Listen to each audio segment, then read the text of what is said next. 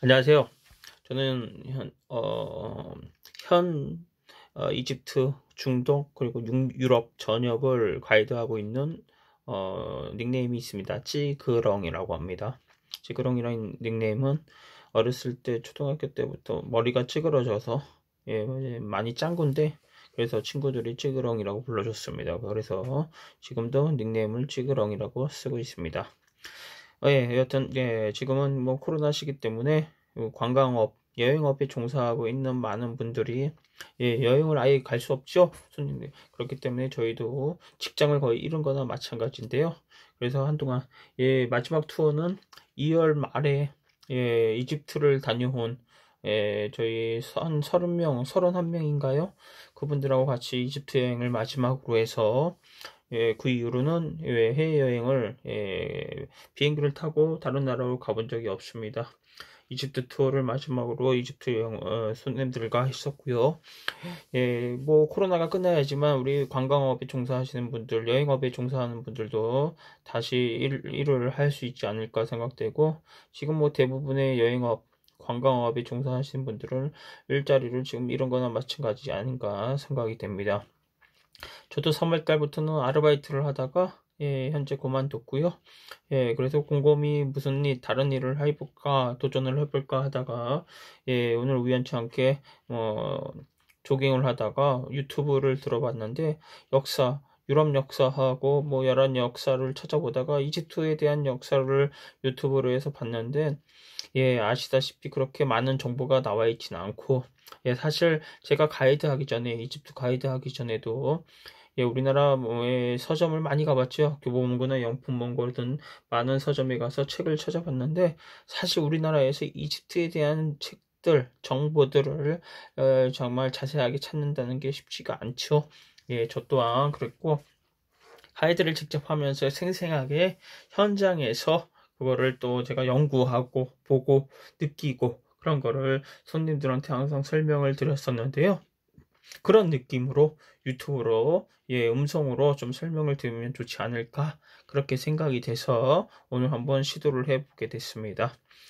뭐 얼굴 나오면서 이렇게 설명을 하면 좋은데 제가 뭐 생긴 게 잘생기지 못했기 때문에 못생겼기 때문에 음성으로 계속 해볼까 합니다. 여러분들 뭐 또 편집 같은 거는 안 할 생각입니다. 그냥 생생하게 제가 이야기하는 거를 한번 들어보시고요. 이집트는 이런 거를 볼 수 있고 이런 걸 느낄 수 있구나. 여행이라는 게 이런 거구나. 우리가 왜 이집트를 가야 되는구나. 이런 거를 보러 가는 거구나. 물론 뭐 이제 코로나가 끝나고 다시 제가 이제 가이드로서 이집트를 가든가 아니면 이스라엘, 요르단, 중동 지역 아니면 뭡니까 터키, 북유럽, 스페인, 이탈리아, 그리스 뭐 여러 지역을 갈 텐데요. 그러면 제가 그때 다시 생생하게 그 지역을 이렇게 영상으로서 보여드리면서 설명을 곁들여서 해드릴 수 있지 않을까 생각이 되고요. 그 전까지건 제 음성만으로 생생하게 현장을 보여줄 수는 없기 때문에 물론 사진은 있는데요. 제가 유튜브를 해볼 생각이 없었기 때문에 많은 동영상을 찍어 놓은 게 없기 때문에 사실 보여드릴 수가 없어서 이렇게 음성으로 그 지역에 대한 설명들을 생생하게 좀 해볼까 합니다. 사실 이집트에 대한 뭐 이미 다녀보신 분들 계시고 간접적으로 많이 느끼셔 보실 텐데요. 대부분의 손님들이 그렇죠.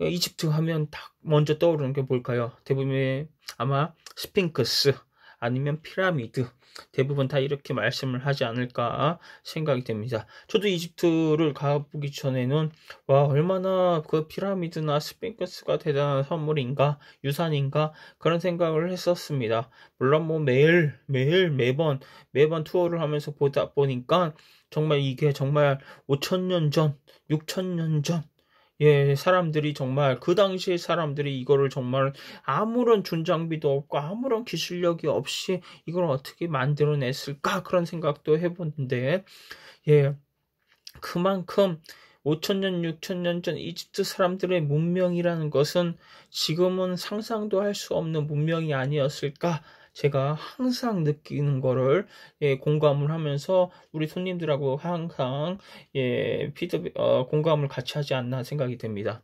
실질적으로 여러분들이 지금 현재 느끼고 여러분들이 직접 쓰는 모든 우리 인류의 모든 문명 중에서 꽤 많은 것들, 수학, 과학, 기하, 의술, 이 모든 게, 그리고 종교가식, 대부분이 다 5,000년 전 이집트 사람들이 발생해 놓았던 것을 발명하거나 연구했던 것들을 지금 우리가 쓰고 있는 게 아닌가. 지금 저희가 그거는 어떤 누구도, 어떤 학자도 그거는 뭐 반론의 여지가 없지 않나 그렇게 생각이 됩니다. 사실 이집트를 설명을 하면서 항상 저도 의아하게 느끼는 건데, 이집트 하면 뭘 먼저 설명을 해야 될까 항상 이렇게 얘가 이렇게 고민을 했는데, 첫 번째도 그렇고 두 번째도 그렇고 스핑크스나 피라미드나 그런 게 아니고요. 이집트 하면 바로 나일강하고 이집트는 떼려야 뗄 수 없는 관계에 있기 때문에 바로 우리가 얘기를 하죠. 뭐 여러분들도 이런 말씀을 한 번 정도 들어보셨을 거예요. 이집트는 나일강의 선물이다. 기원전 5세기 그리스의 역사가라고 하는 역사의 아버지라고도 하죠.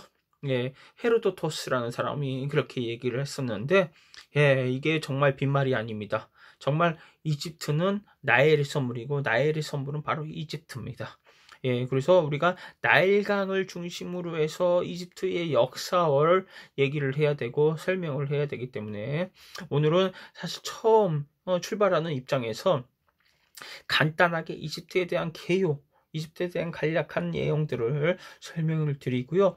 내일부터는 본격적으로 이집트에 대한 역사, 그 중에서도 5,000년 이전의 고항조 때부터의 역사를 설명을 차츰차츰 드려서 근대의 시절의 이집트, 현 시점의 이집트 때까지 설명을 좀 드리지 않을까 생각이 됩니다.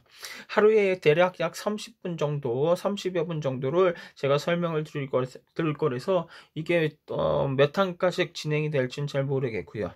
만약에 이집트가 끝나면 그 다음에는 스페인, 아니면 다른 지역, 이스라엘도 좋고요. 아니면 요르단, 아니면 중동 지역, 터키도 좋고, 터키, 아니면 아나톨리아 반도 터키, 아니면 여러 지역을 순차적으로 이렇게 둘러보는 것으로 하도록 하겠습니다.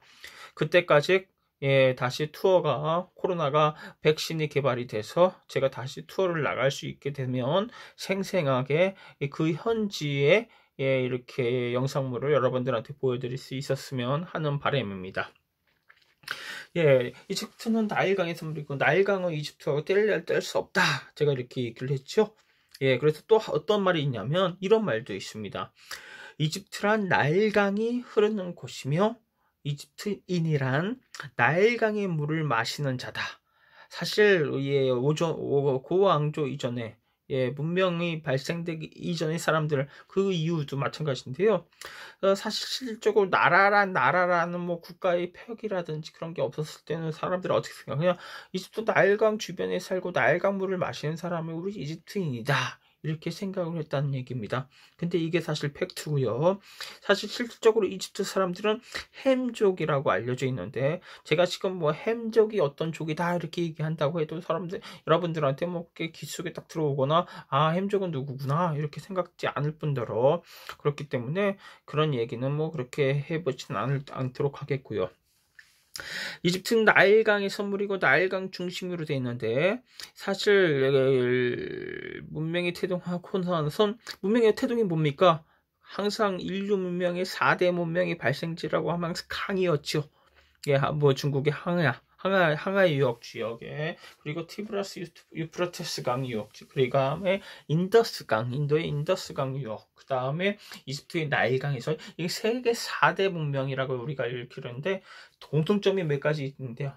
바로 강 지역이고요. 왜 강 지역에서 문명이 태동했을까요? 아주 쉽게 생각하면 됩니다. 사람이 살 수 있기 때문에. 왜요? 처음에 사람들은 물이 있어야 되죠. 물 주변에서 그 다음에 사람들이 뭘 할 수 있었을까요? 경작을 할 수 있었던 겁니다. 근데 경작을 하기 위해서는 또 물이 필요했고요. 그리고 경작을 하기 위해서는 강 주변이 풍요로운 토지가 있기 때문에 먹고 살 수 있고, 그러면서 어떻게 됩니까? 사람들이 모여 살기 시작하면서 뭡니까? 모여 살면 뭐가 됩니까? 우두머리가 나와야 되겠죠.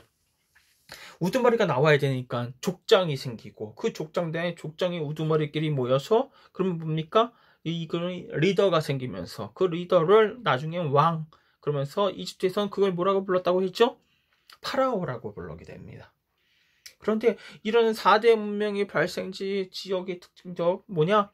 그렇게 이제 집단 생활, 그러면 농사가 가능해지고, 그 다음에 또 뭡니까? 집단 생활을 농사를 그러면 이 사람들을 컨트롤할 수 있는 뭐가 또 중요하게 됩니까? 법이라는 게 또 생기게 됩니다. 이러면서 문명이 태동하게 됐다. 이렇게 쉽게 여러분들이 알고 있으면 되겠습니다. 사실 우리가 이 인류 문명들을 보면 그렇게 어려운 건 없어요. 사실 지금 현재 우리가 먹고 자고 뭐 싸고 느끼고 그런 게 예나 지금이나 마찬가지 아닌가 그렇게 생각이 되고요.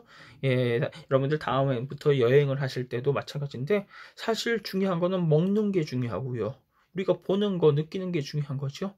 예, 꼭 우리 한국 분들 사진 찍으려고 아주 유명한 지역 가서 뭐 사진 찍는 게 가장 중요한 것처럼 여행을 생각하시는 분도 마찬가지인데, 물론 그런 것도 중요하죠. 나 어디 갔다 왔다 해가지고 인스타라든지 유튜브라든지 아니면 뭡니까 페이스북이라든지 이런 데 올려서 친구들한테 자랑하는 거고 있고, 가족들한테 보여주고 싶은 마음도 있겠는데, 사실 여행이라는 거 그런 것도 중요하지만 그 당시와 사실 5,000년 전, 6,000년 전, 500년 전, 1,000년 전 하고의 지금 사실 시기만 틀릴 뿐이지 사람이 사는 방식은 거의 비슷하지 않았을까.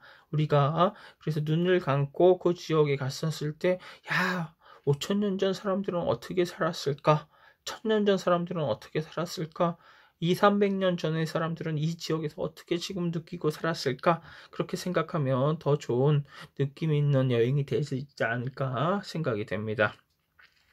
예, 동북 아프리카라고 하죠. 사실 중동 지역이라고 하기도 하고, 또 근데 아프리카 지역에 또 속해 있기 때문에 우리가 동북 아프리카 지역이라고 하는 곳이 바로 이집트인데, 사실 이집트는 뭡니까? 거의 사하라 사막입니다. 95%가 사막 지역이다 생각하면 되겠고요. 대략 5%만 사람이 살 수 있는 지역이다, 이렇게 생각을 하면 되겠습니다. 그래서 그 당시 예나 지금이나 마찬가지입니다. 이집트는 나일강 주변에서만 사람이 살고 있다. 이게 팩트입니다. 5,000년 전에도 뭐 그랬고요. 지금 현재도 마찬가지입니다. 그래서 국토의 95%는 쓰지 못하는 땅이나 마찬가지고요. 나일강 주변의 5%의 땅에 다 모든 사람들이 몰려 살고 있다. 이게 정말 사실입니다. 근데 동북 아프리카의 광활한 사막에 유이 흐르는 뭡니까? 6,600km가 넘는 강이 바로 나일강이라고 하고요. 이 나일강을 이집트 사람들은 이테르라고 불렀고, 이테르란 무슨 뜻이냐? 큰 강이라는 뜻입니다. 큰 강. 사실 그 지역, 중동 지역이라든지 이 지역에 이 나일강만큼 큰 강이 없겠죠. 존재할 수도 없겠고, 그래서 그렇게 불렀다, 이렇게 생각을 하시면 되겠습니다. 하늘에서 본 이집트 나일강은요, 세 개의 뿌리를 가진 것처럼 이렇게 되어 있는데, 고대 이집트 사람들은 나일강을 뭐라고 불렀을까요? 하늘에서 보면 명계의 나일강, 명계의 나일강이라고 부른 게 아니라 나일강을 뭐 우리가 사실 사실 보면요, 발안점은 사실 빅토리아 호수, 여러분 들어보셨죠? 빅토리아 호수의 발안점이 백나일이라고 하고, 또 에디오피아 지역에서 이렇게 발생되는 것을 우리가 청나일이라고 합니다. 그래서 결국 수단 지역에서 백나일하고 청나일이 모여가지고 여기서 이제 나일강이 되는 건데, 그래서 이 나일강이 언제 이렇게 되나? 사실 이 이집트는 비가 없습니다. 비가 안 내립니다. 비가 안 내려요. 그래서 제가 이집트 투어를 하면서 비를 맞아본 적이 딱 2번 있습니다. 그런데 그게 두 번 다 어디서 맞았나? 카이로에서 맞아봤는데, 근데 사실 정확하게 말씀드리면 카이로라고 하긴 좀 그렇고, 예, 저기 알렉산드리아 아시죠? 알렉산드리아. 바로 아람의 지중해 지역에 붙어있는 알렉산드리아로 왔다 갔다 할 때 저희가 2번 맞아본 적이 기억이 있는데, 예, 차창으로. 예, 거의 다른 지역은 비가 1년에 5mm도 안 내린다. 그러니까 거의 비가 안 내려서 이집트 사람들은 우산을 갖고 다니는 거를 거의 볼 수가 없다. 예, 그래서 만약에 여러분들이 이집트 가서 내가 우산 장사해야지, 우산을 수출해야지, 이건 정말 바보 같은 생각이죠. 예, 물론 알래스카 가서 냉장고를 파는 경우도 있지만, 예, 정말 비가 안 내린다 생각을 하시면 되겠습니다. 그런데 나일강이 왜 이렇게 그 수심이 계속 유지될까요? 지금은 물론, 예, 나일강이 관계 작업이 잘 돼 있어서, 예, 1971년에 소련의 도움으로, 예, 하이댐, 아수안 지역의 하이댐이 아주 세계에서 제일 큰 댐, 물론 지금 중국에 있다고 하는데, 예, 1970년대. 그리고 사실 최근까지 세계에서 가장 큰 댐이었다 생각하시면 되는데, 이게 1971년에 완공합니다. 소련의 도움으로. 그 아삼 하이댐, 그리고 영국에서 1930년대 로댐을 하나 만들었었는데, 그래서 로댐, 하이댐이 만들어지면서 지금은 더 이상 홍수가 나거나 강기 작업이 따로 필요치가 않은데, 그 전에는 항상 홍수가 났다 생각을 하시면 되겠습니다. 일례로 홍수가 나면 사실 이 나일강이 폭이 엄청 좁아요. 짧은 거는 90에서 100m, 긴 거는 길면 300m 정도 된다고 하면 사실 강치고는 이렇게 폭이 좁은 편인데, 홍수가 났다 하면 이 폭이 당시보다 30배에서 50배 넓어진다고 생각을 하시면 되겠습니다. 어쩔 때는 100배 정도. 그래서 사실 여러분들이 이집트의 카이로에 도착해서 나일강에서 식사를 한번 하실 수가 있는데, 보트에서 거의 나일강에서부터 바로 식사하시고 여러분들이 예를 들어서 피라미드를 보러 가신다. 그러면 40분 정도 더 걸릴 거예요. 40분 정도. 그런데 버스로 가서 40분 정도 걸리는데, 나일강 1970년대 전에는 홍수가 나면 그 나일강이 이렇게 넘쳐나서, 예, 바로 피라미드까지 접근을 했다 생각을 하시면 되니까, 예, 한번 홍수가 나면 어마어마하게 크게 홍수가 났었다 이렇게 생각을 하시면 되겠습니다. 그래서 이 홍수가 나고 계속 이런 식으로 홍수가 계속 나고 하니까 어떻게 됐을까요? 예? 사람들은 뭐가 필요했겠죠? 예, 강계 작업도 필요했었고요. 그리고 홍수가 나오니까 어떻게 해요? 예, 이거를 이 나일강 컨트롤할 수 있는, 예, 뭔가를 알아야 되겠죠. 그래서 뭐가 생깁니까? 바로 달력이라는 게 생깁니다. 달력. 그래서 여러분들이 지금 쓰고 있는 달력은, 역사상 달력은, 우리가 지금 현재 쓰고 있는 달력은 바로 어디에서 왔다? 바로 이집트에서부터 왔다. 이렇게 생각을 하시면 되겠고요. 이 달력은 딱 2번 정도 뭔가 바뀌고 윤달하고 여러 가지가 바뀐 다음에 지금 현재 우리가 쓰고 있다 이렇게 생각을 하시면 되겠습니다. 그거는 달력에 대한 거는 다시 한번 제가 나중에 설명을 좀 드리도록 하겠고요. 그래서 달력이 만들어지면서 뭘 컨트롤할 수 있게 됩니까? 나일강을 컨트롤할 수 있게 되는데, 나일강으로 인해서 달력이 만들어졌다고 생각하시면 되겠고요. 그래서 만들어지면서 뭐예요? 홍수의 시점을 알 수 있었던 겁니다. 정확하게. 그래서 어떻게 옛날에 얘기를 했냐? 고대에서는 옛날 지금 마찬가지인데, 나일강을 다스리는 자가 이집트를 다스린다고 얘기했고요. 이집트를 다스리려면 뭘 알아야 돼요? 나일강을 다스릴 줄 알아야 된다. 이렇게 생각하면 되겠습니다. 그런데 중요한 건 그래서 뭐냐? 우리가 투어 중에 보면 항상 신전들을 많이 보시는데, 신전 주변에 꼭 뭐가 같이 붙어 있어요? 예, 바로 나일로미터라고 해서 나일강의 수심을 잴 수 있는, 그게 있어요. 그래서 그게 아주 중요한 건데, 바로 이 파라오, 그 당시 신전 안에 뭐가 있었던 거예요?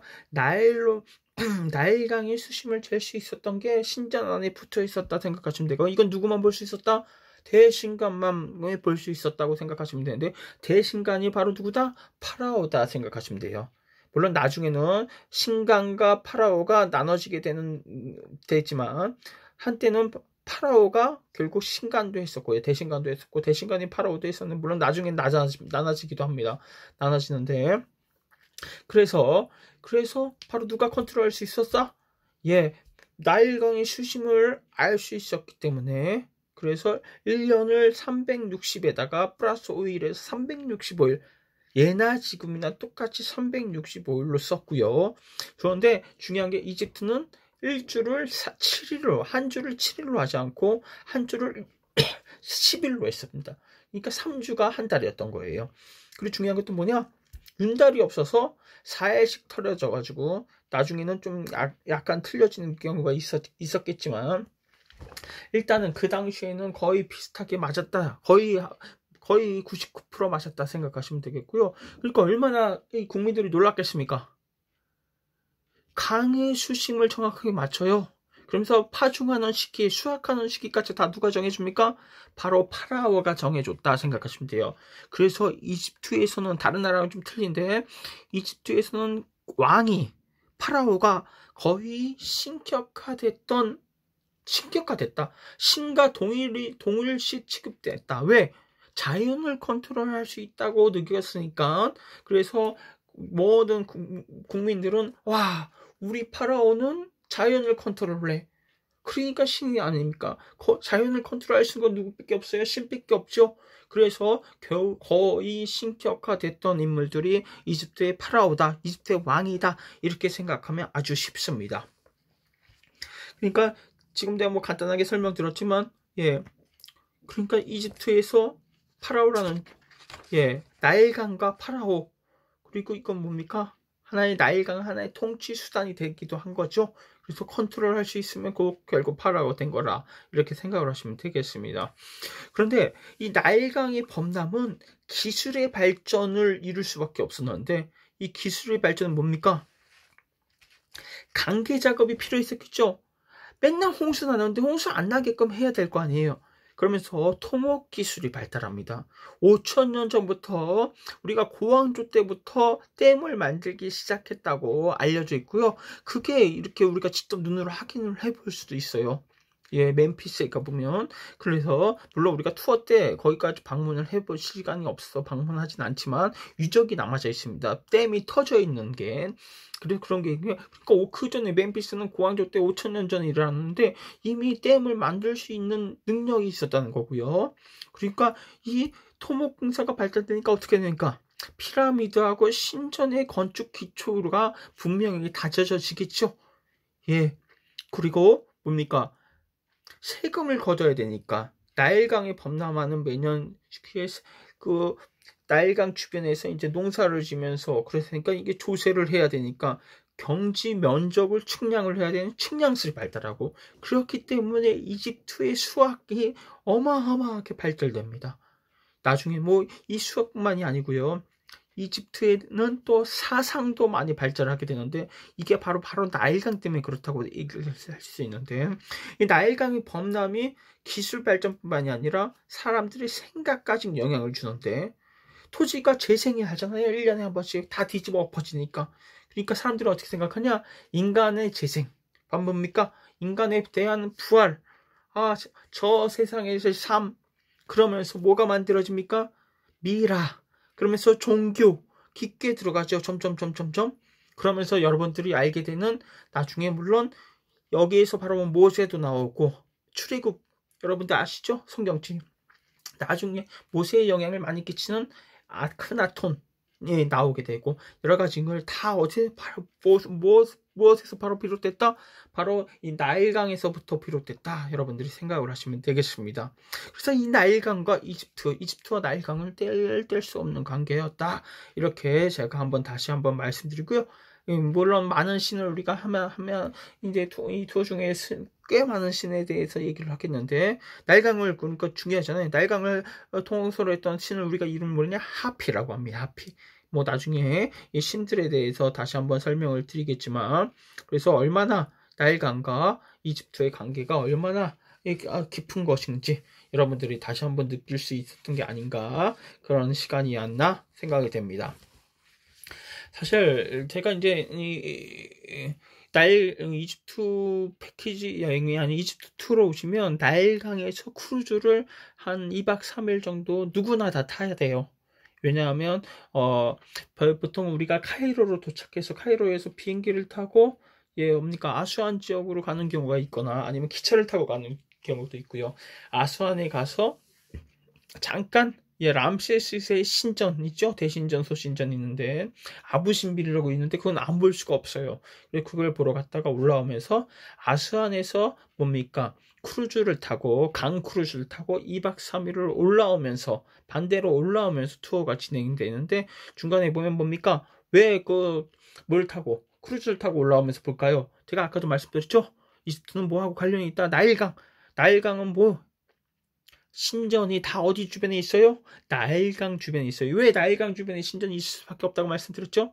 나일로미터, 나일강을 컨트롤을 해야 되기 때문에 누구? 파라오가. 그래서 신전이 대부분 다 나일강에 붙어 있다. 그래서 올라오면서 신전들을 보면서 이렇게 물론 신전만 보는 게 아니죠. 무덤들도 보고 신전들도 보면서 올라오는 투어인데 그래서 2박 3일간 나일강을 제대로 느껴보실 수 있는 투어 되는데 지금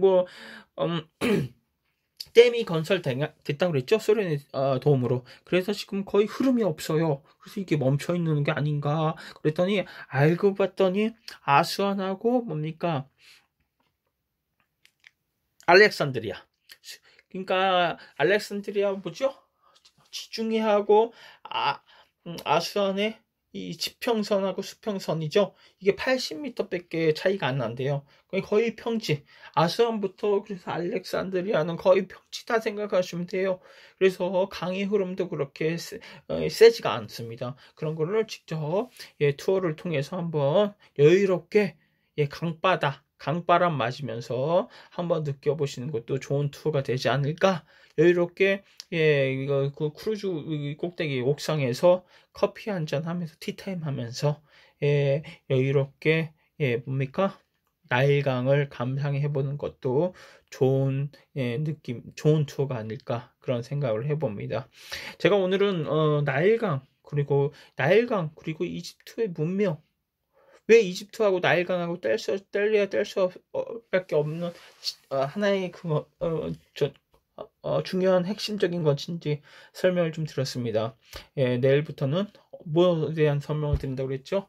내일부터는 이집트에 대한 역사를 본격적으로 설명을 드리는데 바로 고왕조 때부터 역사를 좀 설명을 드리려고 합니다. 중간중간에 제가 이제 투어 중에서 뭐 하는 재미있는 얘기도 해드리고 에피소드도 얘기를 해드리겠고요. 일단은 뭐 처음 시작하는 겁니다. 그리고 편집을 할 생각이 없고요. 그냥 생생하게 제가 투어 중간에 손님들한테 말씀드리는 것들 이집트 가이드로서 여러분들한테도 들려드리도록 하겠고요. 그냥 눈을 감으시고 한번 들어보시면서 이집트라는 건 이런 거구나. 역사는 이런 식으로 느끼면 되겠구나. 물론 저는 역사가는 아닙니다. 그리고 전부는 아니에요.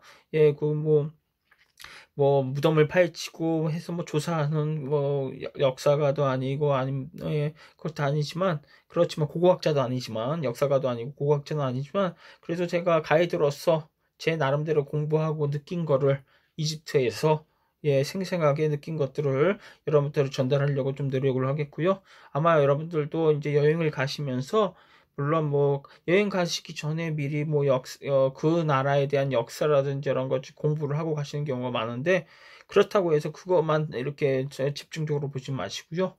여러 가지 여러분들이 딱 보셔야 될 포인트들이 있으니까 제가 이제 지금부터 투어를 한다고 생각을 하고 유튜브를 통해서 그런 것들을 설명을 해 드리도록 하겠습니다. 오늘 들어주셔서 감사드리고요. 다음부터 기회가 되면 코로나가 백신이 나와서 정말 제가 투어를 다시 하게 된다고 하면 그때부터는 생생한 영상물과 같이 보여드리도록 하겠고요. 당분간은 제 목소리와 함께 설명을 좀 들어주시면 감사하겠습니다. 지금까지 이집트에 대한 개요, 이집트에 대한 출발점, 문명, 5천년 전의 역사, 이집트 바로 나일강과 뗄래야 뗄 수 없는 관계, 나일강을 컨트롤한 자가 이집트를 바로 컨트롤했다. 이런 설명을 드렸는데 사실 그게 다 하나의 핵심입니다. 오늘 잘 들어주셔서 감사하고요. 내일 또 비슷한 시간에 준비를 해서 올리도록 하겠습니다. 예, 감사합니다.